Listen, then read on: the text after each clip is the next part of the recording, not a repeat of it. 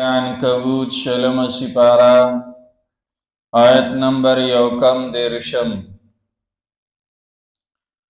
لوط علیہ السلام خپل قوم ته هغه بیان وکړ، ورته ویل چې دا د بې حیایۍ کارونه دا پرېږدئ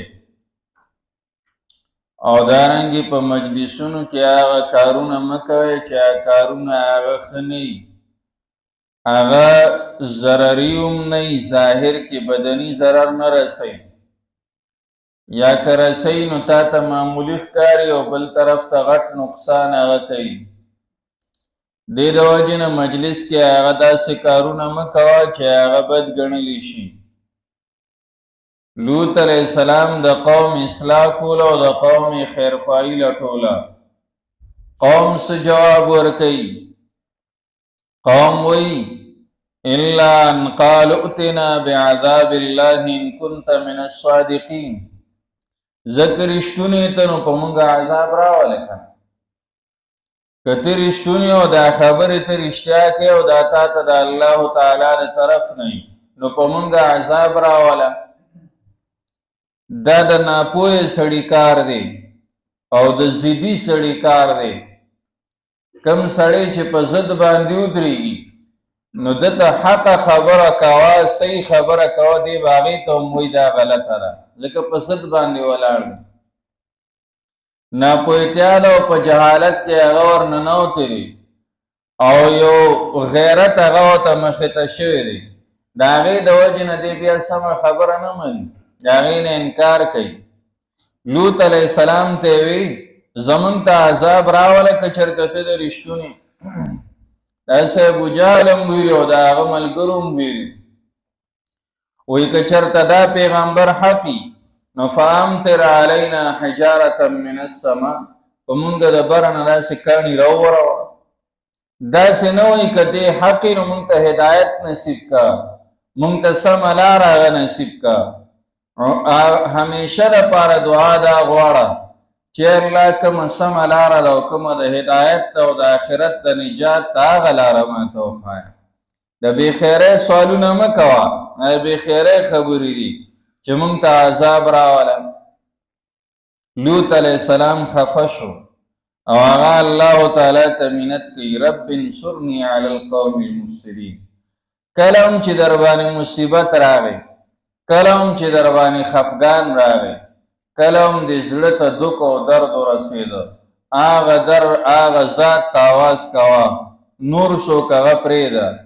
خصوصا زمونږ په دې دور کې، زمونږ په دور کې ستا غم سپکولو والا ډېر کم دي، چې هغه ستا غم سپک کي، تا ته داسې خبرې وکړي یا تا سره داسې کارونه وکړي چې د هغې د وجې نه ستا غم ختم شي یا کم شي، بلکې کوشش به دا کوي چې د ده دا غم او د ده دا مصیبت نور هم زیات شي، خوشحالیږي پې باندې.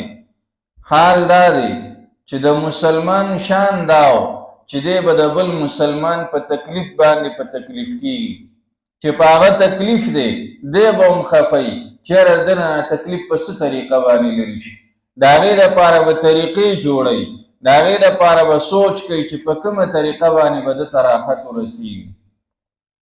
د خپل تکلیف د ختمولو دپاره او د لرې کولو دپاره الله تعالی ته لاسونه اوچت کا او ژړا ورته وکړه، ته ګوره ستا مصیبت لرې کوونکی هغه یو الله دی او لرې کوي به.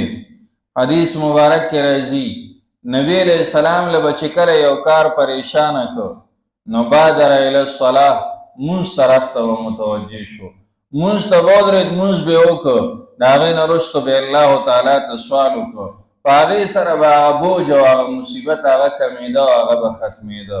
دی ما تا ته هم طریقه ښولې ده چې کله هم په تا باندې مصیبت او غم راغی راشه الله تعالی ته ودرېږه، دوه رکعته مونځ وکړه او د هغې نه وروسته په اخلاص سره د الله تعالی نه وغواړه، د زړه نه وغواړه او د سترګو نه اوښکې وبهوه.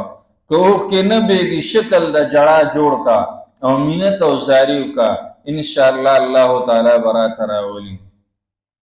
خو په دې کې هم کوشش دا وکړه چې کله مونځ کوې دا نفلي مونځ دی ځان له ودرېږه چې څوک هم در نه خبر نه شي، او ځان له چې ودرېږي نو د ریا نه به بچي، هسې نه چې ته راشې او په جومات کې ودرېږي او ریا درکې راشي، د ریا د وجې نه به د هغه عمل هغه برباد شي. دې د وجې نه علما وایي فرض مونځ هغه جمع سره کوه، نفلي مونځونه هغه په کور کې کوه، کور نه قبر مو جوړوه، قبرستان مو جوړوه. علما وایي او احادیث مبارکو نه هم دا معلومیږي د خپل مونځ څه ناصیصه هغه په کور کې کا، په کور کې کوه. زمونږ خلک که نفل هم کوي نو د هغې دپاره به جومات ته را روان یې له ځو چې جومات کې هغه نفل وکړو. که تعجد کوي نو تعجد له به هم جومات ته راځي چې هلکه جومات ته ځم تعجد کوم. نه دا څیزونه کور کې کوه، دا په کور کې بهتر دي. فرض مونځ هغې له جومات ته ځان رسوه. نو لوط علیہ السلام الله ته متوجه شو، قال ای رب انصرنی، اے رب زما امداد وکړه زمونږه علی القوم المفسدین، په خلاف دا قوم چې هغه فساد کوونکي دي. دعا تبلیغی نه تبلیغی مخکې څه کېږي انشاءالله را بشي. فما کان جواب قومه، نو جواب د قوم د الا ان قالوا، مگر دا چې ویل دي ائتنا بعذاب الله، راوړه مونږ ته عذاب د الله، ان كنت من الصادقین، که چېرته یې ته د رښتونو نه. قال وی د رب رب زما انصرني، امداد وکړه زما علی القوم المفسدین، په خلاف د قوم فسادیانو.